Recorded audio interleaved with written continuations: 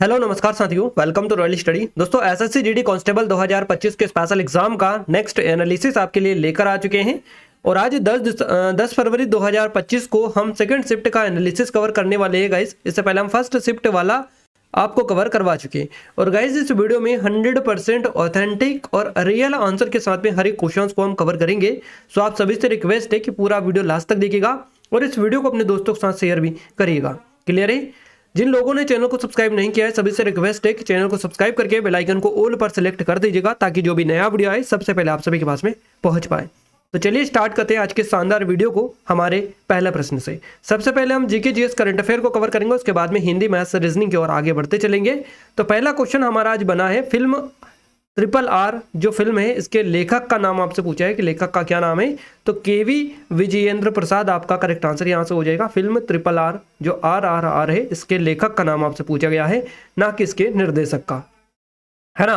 तो अगर निर्देशक का पूछा जाए तो SS राजामौली रहेगा, है ना। और ये लेखक का पूछा है तो केवी विजयेंद्र प्रसाद हो जाएगा। फिल्म RRR के लेखक केवी विजयेंद्र प्रसाद है ना। उन्होंने इस फिल्म की कहानी लिखी है, जबकि SS राजामौली जो है जो इस फिल्म के निर्देशक भी हैं, इन्होंने पटकथा तैयार की है।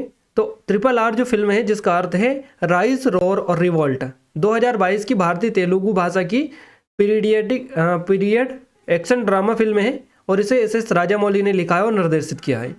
फिल्म जो है दो भारतीय क्रांतिकारियों अल्लूरी सीताराम राजू यानी कि चरण और कोमाराम भीम रामाराव के बारे में एक काल्पनिक कहानी है, जिन्होंने क्रमशः ब्रिटिश राज और हैदराबाद के निजाम के खिलाफ लड़ाई लड़ी थी। और इसमें NT रामाराव जूनियर, रामचरण, आलिया भट्ट और ओलिविया मॉरिस और अजय देवगन इसमें देखने को मिले। तो ये आप थोड़ा सा ध्यान रखिएगा, बिल्कुल आपका करेक्ट आंसर ये आपका हो जाएगा। क्लियर है? देखिए गाइस, ये हमारी SSC GD की स्पेशल टेस्ट सीरीज है जो सिर्फ 49 रुपए की मिल रही है। अभी पहले 79 इसकी प्राइस थी, अब घटाकर इसकी 49 कर दी है सिर्फ। अगर अभी तक आपने इनरोल नहीं किया है तो गोल्डन अपॉर्चुनिटी आप सभी लोगों के लिए। लेटेस्ट पैटर्न पर बेस्ड है पूरी की पूरी। ये नंबर है, कोई डाउट है कुछ क्वेरीज है तो आप कांटेक्ट भी कर सकते हैं। अप टू डेटेड जो क्वेश्चंस आपके एग्जाम में बन रहा है सेम टू सेम पैटर्न पर एक एक क्वेश्चन बेस्ड है यहाँ पर, है ना। तो आप डेमो भी जाकर चेकआउट कर सकते हैं, डिस्क्रिप्शन में इसकी लिंक आपको मिल जाएगी। और यहाँ पर आपको करीबन 700 से 800 के समथिंग कंटेंट यहाँ पर डला हुआ है, जिसमें स्टडी मटेरियल, PDF, नोट्स वगैरह, टेस्ट वगैरह, इसके अलावा ईबुक वगैरह काफ़ी सारी चीज़ें हैं। तो आप जाइए एक बार जाकर जरूर से चेकआउट करिएगा। और ये स्पेशल जो ऑफर आपके लिए निकाला है, आप सभी की डिमांड पर निकाला गया है, तो ये लिमिटेड टाइम के लिए है, जल्द ही ये समाप्त हो सकता है। तो आप जल्दी जाकर जल्दी परचेस कर लीजिएगा अगर आप अभी तक इनरोल इसमें नहीं किया है तो। चलिए अगले क्वेश्चन की ओर आगे बढ़ते हैं। नेक्स्ट क्वेश्चन है हमारा धार्मिक स्वतंत्रता का जो अधिकार है किस आर्टिकल में देखने को मिलता है। तो ये आर्टिकल 25 करेक्ट आंसर रहेगा। अनुच्छेद 25 में भारतीय संविधान का जो अनुच्छेद 25 है इसके तहत धार्मिक स्वतंत्रता आता है और ये एक मौलिक अधिकार है। ये जो है भारतीय संविधान के अनुच्छेद 25 से 28 में धार्मिक स्वतंत्रता का अधिकार दिया गया है। इस अधिकार के तहत सभी नागरिकों को अपने धर्म का पालन करने, प्रचार करने और आचरण करने का अधिकार बेसिकली मिलता है। धार्मिक स्वतंत्रता के अधिकार से जुड़े कुछ खास बातें भी जो आपकी एग्जाम पॉइंट ऑफ व्यू से काफ़ी ज़्यादा इंपॉर्टेंट है और आपको हर एक के बारे में पता होना चाहिए। जैसे कि धार्मिक स्वतंत्रता के जो अधिकार से जुड़ी हुई ये अधिकार जो है नागरिक और गैर नागरिक को दोनों के लिए होते हैं। इसके अलावा ये अधिकार सार्वजनिक व्यवस्था, नैतिकता और स्वास्थ्य के अधीन होते हैं। इस अधिकार के तहत धर्म के अनुसार किए गए कार्य भी शामिल होते हैं और इस अधिकार के तहत धार्मिक संस्कृति और उपासनाओं की पद्धति की गारंटी है। इस अधिकार के तहत राज्य को किसी भी धर्म के कार्यों में दखल नहीं देना चाहिए और इस अधिकार के तहत राज्य का अपना कोई धर्म नहीं है और वहाँ धर्म के आधार पर भेदभाव भी नहीं करेगा। ये आपको थोड़ी सी चीज़ें इसके बारे में देखना है। नेक्स्ट बात करते हैं अगले क्वेश्चन की। अगला क्वेश्चन है पंचम पंचवर्षीय योजना और षष्ठम पंचवर्षीय योजना, इसके बीच की जो योजना है इसको किस नाम से जाना जाता है। तो इसको आवर्ती कहा जाता है, इसको आवर्ती याद रखिएगा। भारत में आवर्ती योजना 1978 में शुरू की गई थी और ये जो आवर्ती योजना है इसकी अवधारणा को गुन्नार मारेडल इन्होंने बनाया था। तो 1980 में सत्ता में आने के बाद या 1980 में सत्ता में आने पर इस योजना को राष्ट्रीय कांग्रेस, जो भारतीय राष्ट्रीय कांग्रेस है INC, तो भारतीय राष्ट्रीय कांग्रेस सरकार ने फिर से खारिज कर दिया और एक नई छठी योजना बेसिकली बनाई थी। तो आवर्ती योजनाओं का जो मुख्य लाभ है ये है कि ये लचीले होते हैं, बेसिकली लचीलापन इसमें देखने को मिलता है। इसके अलावा रोलिंग जो योजना है इसके बारे में भी आपने पढ़ा सुना होगा। रोलिंग योजना एक ऐसी योजना होती है जिसमें प्रत्येक साल योजना का प्रदर्शन मूल्यांकन किया जाता है और इस आकलन के आधार पर अगले वर्ष एक नई योजना बनाई जाती है ना। तो इसको रोलिंग प्लान या रोलिंग योजना बोली जाती है, जो कि पंचवर्षीय योजनाओं के बीच बीच में कई बार हमें देखने को मिलती हैं। इसलिए इस योजना के दौरान आवंटन और लक्ष्य दोनों संशोधित किए गए थे। अगला क्वेश्चन है, वर्तमान में भारतीय संविधान में कितने अनुच्छेद है? तो 448 करेक्ट आंसर रहेगा। जनवरी 2019 तक भारतीय संविधान में 448 अनुच्छेद थे। संविधान के मूल पाठ के 22 भागों और 8 अनुसूचियों में 395 अनुच्छेद शामिल है। ये 26 जनवरी 1950 को लागू हुआ था, जिस दिन भारत प्रत्येक गणतंत्र जो दिवस के रूप में मनाता है।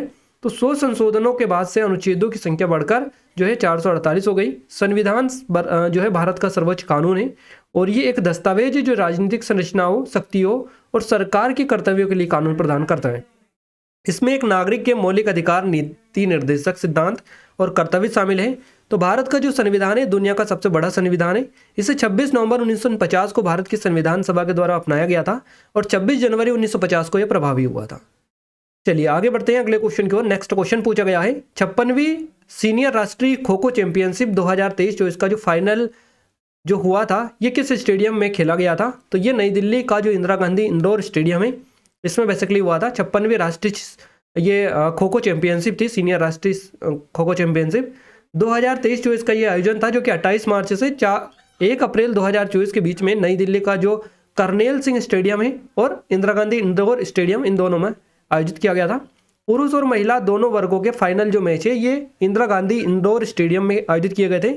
पुरुष फाइनल में महाराष्ट्र की टीम ने भारतीय रेलवे को हराया, जबकि महिला जो फाइनल है इसमें महाराष्ट्र ने एयरपोर्ट अथॉरिटी ऑफ इंडिया यानी कि AAI की टीम को जो है पराजित किया था। चलिए अगला क्वेश्चन है, तीरंदाजी में पीले रंग के केंद्र बिंदु यानी कि जो बुलसाई होती है इस पर तीर लगने पर कितने अंक मिलते हैं? तो 10 अंक इस पर मिलते हैं। लक्ष्य जो होता है तीरंदाजी में पीले रंग के केंद्र बिंदु यानी कि बुलसाई पर तीर लगने पर 10 अंक मिलते हैं और ये जो तीर है ये तीर से हासिल होने वाला सबसे ज़्यादा स्कोर होता है। क्लियर है? तो लक्ष्य तीरंदाजी में स्कोरिंग का तरीका कुछ इस प्रकार है, जैसे कि पीले रंग के छल्ले पर 10 और 9 अंक होते हैं और जो लाल कलर का रंग होता है या लाल रंग इसके छल्ले पर 7 और 8 अंक मेंशन कर दिए जाते हैं। नीले रंग के छल्ले पर 6 और 5 अंक होते हैं। काले रंग के छल्ले पर 4 और 3 अंक होते हैं। इसी तरह सफ़ेद रंग का जो छल्ला होता है इस पर 2 और 1 अंक अंकित होता है। इसी तरह अगर आपसे पीला वाला पूछा गया, अगर आपसे नीला, लाल, काला, धोला पूछा जाता या सफ़ेद, तो आपको डिफरेंट ये नंबर आपको याद रखना है कि किस पे कौन सा नंबर है। चलिए अगला क्वेश्चन है हमारा, मुख्यमंत्री ने कोई एक योजना बनाई है बाल विकास के ऊपर, उसका मुख्यालय इस टाइप से हमें क्वेश्चंस भेजा है, जिसने भी भेजा है तो ये एग्जैक्ट क्वेश्चन सही नहीं है ना। क्वेश्चंस इस तरह का होगा, मुख्यमंत्री बाल आशीर्वाद योजना वाला। मध्य प्रदेश सरकार ने मुख्यमंत्री बाल आशीर्वाद योजना बनाई। ये जो योजना है महिला एवं बाल विकास विभाग के अंतर्गत आती है और इस योजना का मकसद क्या है कि बाल देखभाल संस्थाओं को छोड़ने वाले बच्चों और अनाथ जो बच्चे हैं उनके आर्थिक और शैक्षिक मदद देना इसका मुख्य उद्देश्य है मुख्यमंत्री बाल आशीर्वाद योजना का। चलिए अगला क्वेश्चन है, 2011 की जनगणना के अकॉर्डिंग भारत का जनसंख्या घनत्व कितना है? तो ये 382 प्रति वर्ग किलोमीटर हो जाएगा।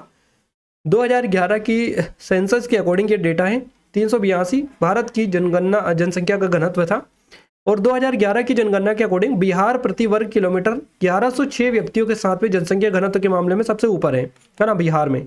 और उसके बाद जो है पश्चिम बंगाल आता है 1028 के साथ में प्रति व्यक्ति प्रति वर्ग किलोमीटर के साथ में दूसरे स्थान पर है पश्चिम बंगाल। उत्तर प्रदेश में जो है ये 829 व्यक्ति प्रति वर्ग किलोमीटर है और केरल में 600 यानी कि 860 व्यक्ति हो जाएगा। वहीं अगर अपन बात करें जनगणना 2011 तो ये भारत की 15वीं जनगणना थी और आज़ादी के बाद की ये 7वीं जनगणना थी।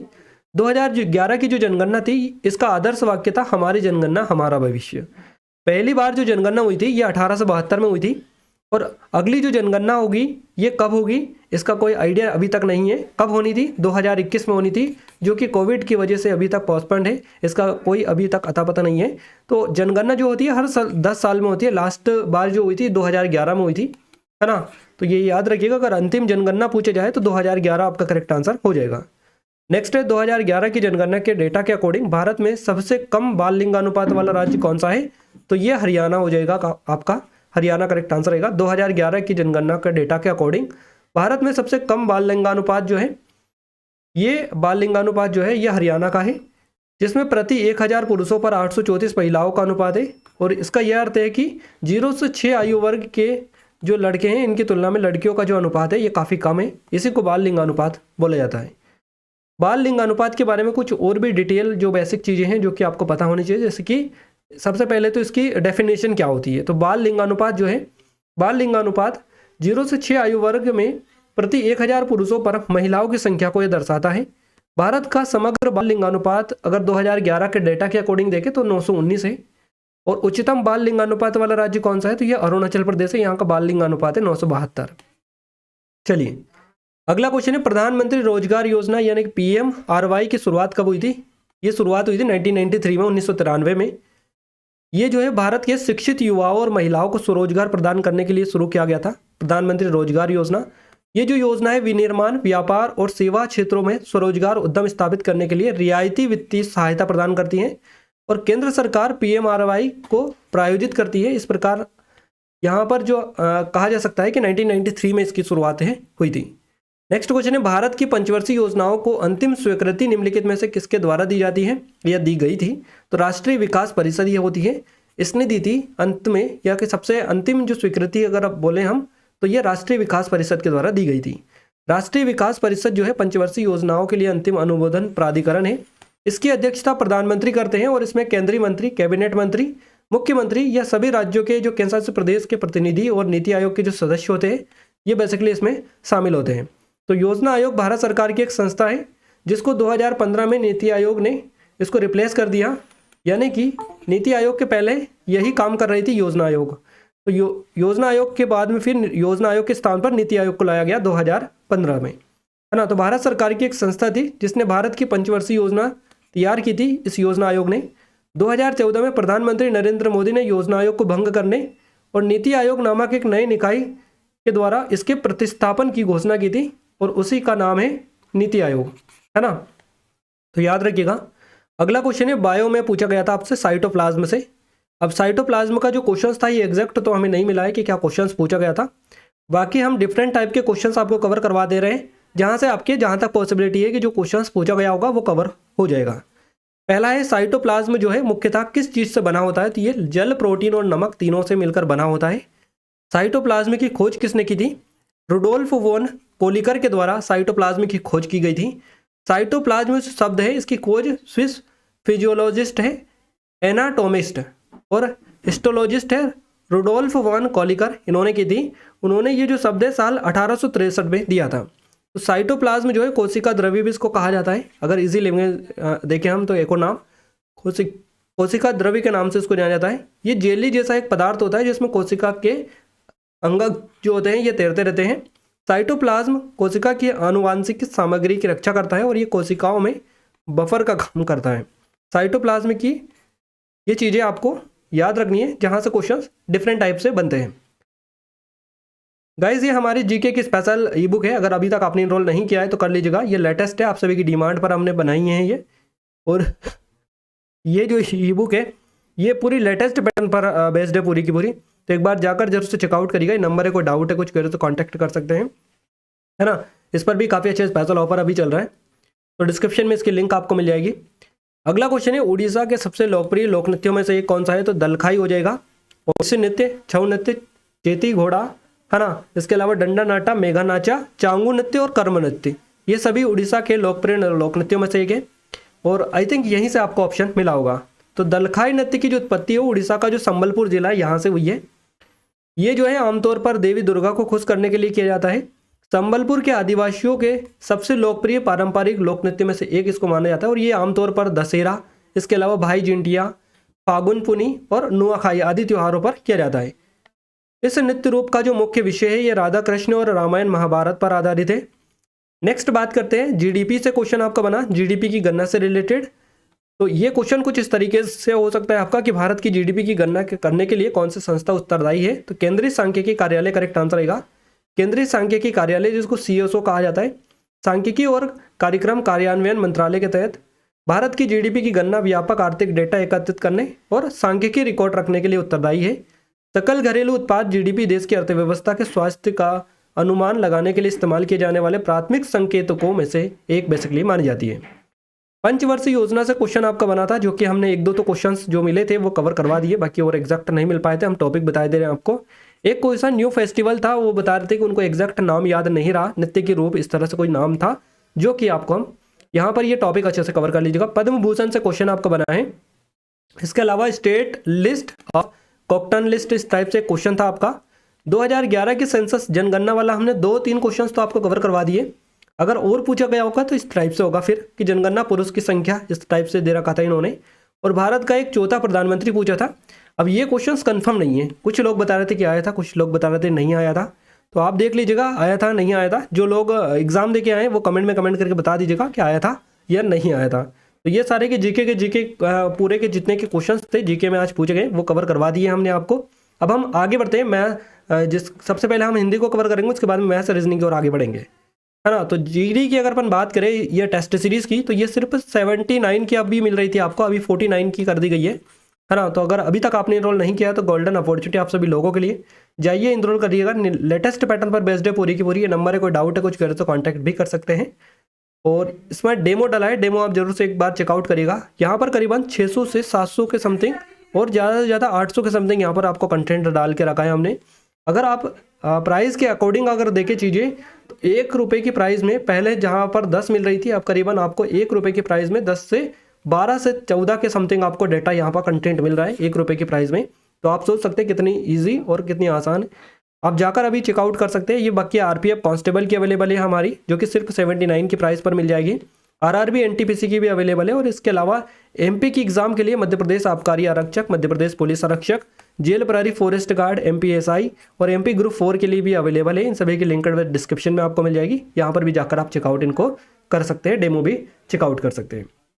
चलिए अब हम बात करते हैं हिंदी की। हिंदी में देखिए एक गद्यांश आया था आपका, जिसमें 5 क्वेश्चंस बने थे। रचनाओं से क्वेश्चंस बना, विलोम शब्द से 1 क्वेश्चन बना, संज्ञा से 1 क्वेश्चन आपका बना है, तत्सम तद्भव से 1 क्वेश्चन पूछा गया आपका, और वाक्य शुद्धि से 2 क्वेश्चन पूछे गए हैं। मुहावरे से 1 क्वेश्चन बना है आपका, पेरा जंबल से 1 क्वेश्चन पूछा गया है। तो ये हिंदी का था।